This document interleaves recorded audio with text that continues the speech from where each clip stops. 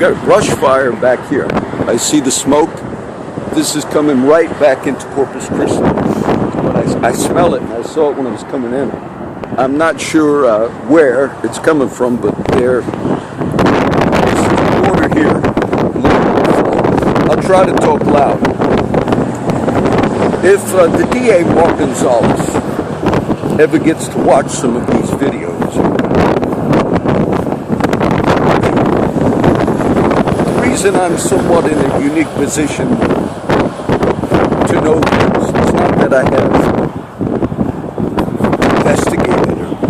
One of my friends that you saw on video this last few months, he lived in Chief Markle. Chief Mike Markle. Did Gary live in your garage days, Chief, off of Stewart Street?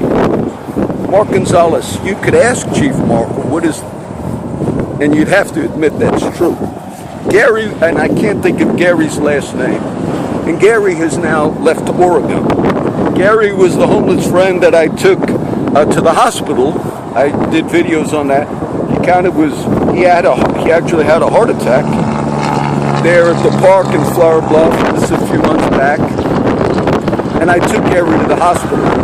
And he stayed there for a couple of weeks. I think he was in ICU. But Gary's a good guy. Gary's a veteran. He had a limp. I forget Gary's last name. But so I know some of the people that are... And Chief Markle had Gary do some work for him. Construction and stuff. And Gary spoke well of you, Chief, but he actually stayed in your garage for a few days. He said you were cool, Chief. So I add that. So Mark Gonzalez and others might think, is he just making all this up? I know people that actually have had interactions with the Chief himself.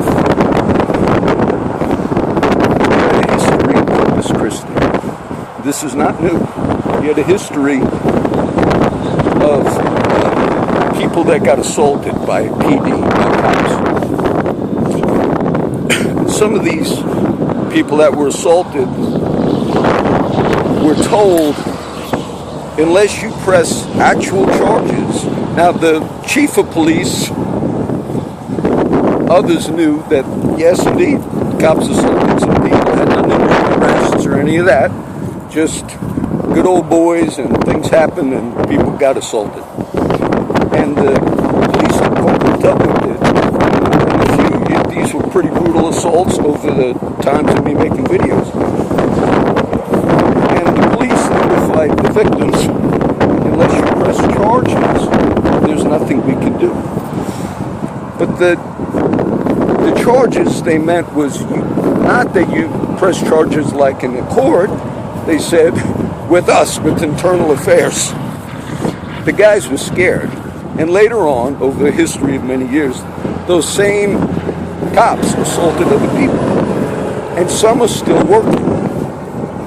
Now, because I know a lot of this, and none of this is made up, when I see people like Lucy Rubio, they're thinking, they have no idea that the problem is within this department itself.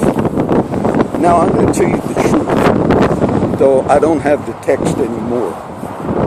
A few years ago, an officer with CCPD on his personal phone texted me. What he texted me was something that it's something that was not good. But he actually had the goal to text my number. You know, a few months back, I could have got this on video, but I didn't. The spot where you see me walking in my prayer spot, over the Oso Bridge, which I walk regularly, there's a Motel 6, and I walk down past the Motel 6. I just do my walks, too. Now, cops are always on that corner. I don't know if there's a lot of action going on in, it might be called Paul Jones Avenue, or I think that's what it is. But it's going like into a neighborhood there. I like just walking that area, but I don't go into the neighborhoods. But there's a bus stop. There's a Motel 6. Maybe about 5 months ago, there was a foam sign, meaning it was heavy. It was made out of foam, and it said, "Go to room one something," whatever the number was. I mean, this was written on a sign, "to see the naked lady." And it had a name. But now that was up there. Of course, the first time I passed it, I thought, oh, maybe some kid's mad about his girlfriend. That must have been up there for maybe a week. And I also realized the cops passed that every day. Who would leave that sign like that? And a cop not saying if some kid made it. You know, and of course I never went to it. There was a couple of disturbing cases that just happened locally. I didn't get to comment on. A lot of cops, like undercover and all, what they do is a lot of them, an undercover task force, they text, they get on the computer and all. I don't do any of this. And they pretend to be girls. And then this is how, you know, they do raids and all. And what they say, and there were 3 arrests made the last month. This came out in the paper. I never commented. But what it said was they were having conversations with somebody on a particular site, whatever they called it, a back page or something. And there were 3 men that had agreed, supposedly, this is what the article read, but there was something that sounds strange about it. But they agreed to meet people to have sex with underage kids. And the way these things normally operate is, you know, an undercover cop. And look, I don't have a problem if you're doing that to get people that are predators and all. But the first story, they said the arrests were made. They said in the paper and in the news, the story changed. But in one of the arrests, they said, as they were having the conversations, they agreed to meet the suspect at his home.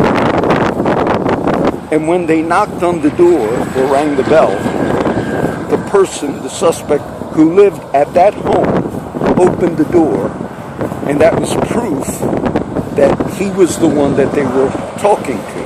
Because there's many questions in today's online world. Do you know there are actual functions? There's cases that this has come out where people have sent child pornography to other people and allowed what they sent to the other people to actually be opened up without the people opening it up. We can do many things in our life. And so some have questioned.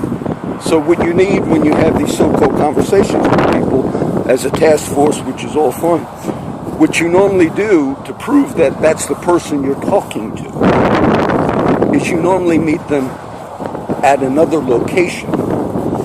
And when that person says, I'll meet you at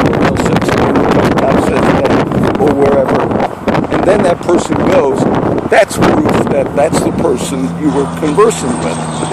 But in the 3 arrests that were made, one of them, they said, they agreed to meet him at his house, which meant you don't know really if you were talking to that person. That's what that means.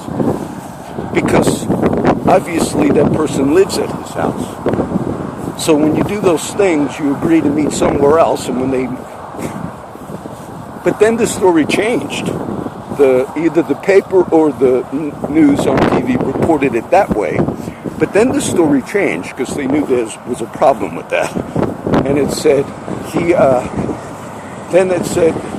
met them at the agreed location, which was actually... The only reason I mentioned that is the goal for a cop to have texted me. I don't have that text anymore, but he did it from his private phone. Even if I had... Here's the problem. With my friend, I told you, Gary, stayed at the chief's garage for a few days. Besides the fact that the same department is going after my friend who lives across the street because supposedly he illegally allowed homeless people to stay at his place. But the chief allowed Gary to stay at his place. Even if you had an altercation where the chief himself was involved in something, that would be permitted to still go by, because I just gave you the history of how they dealt with some of these instances. You have multiple officers last few years that have had assaults, choking people at parties, things of that nature. Some of them actually went to court. They were going to go to trial, and I watched one of them. A cop choked somebody out at a party, top supervisor in this department, still at work. Never went to court. I thought maybe that cop resigned or something. Then I never heard nothing about it, and then I saw that cop on TV. I forget his name. So what this tells me, this is why you see me maybe a little more suspicious than the Miss Rubios of the world, who say, oh, that's a police uniform, along with the Constance Ludekis of the world. So that gives you a little insight. I know some of the people personally that have interactions even with the chief, though I never had planned that. I didn't realize, many of my friends, others, actually know him. I do believe my title of this whole post, Corpus Christi Police Department rated the most corrupt in the United States. Say, John, we'll sue you for libel. No, I based that on the stats that I gave this last year. Before you worry about suing me for libel, you should try to uphold the law, including from the top down. The one that somebody's very afraid for me to report, which did happen, was making a threat to one of my friends. Okay? So that's what tells me that you get some serious problems.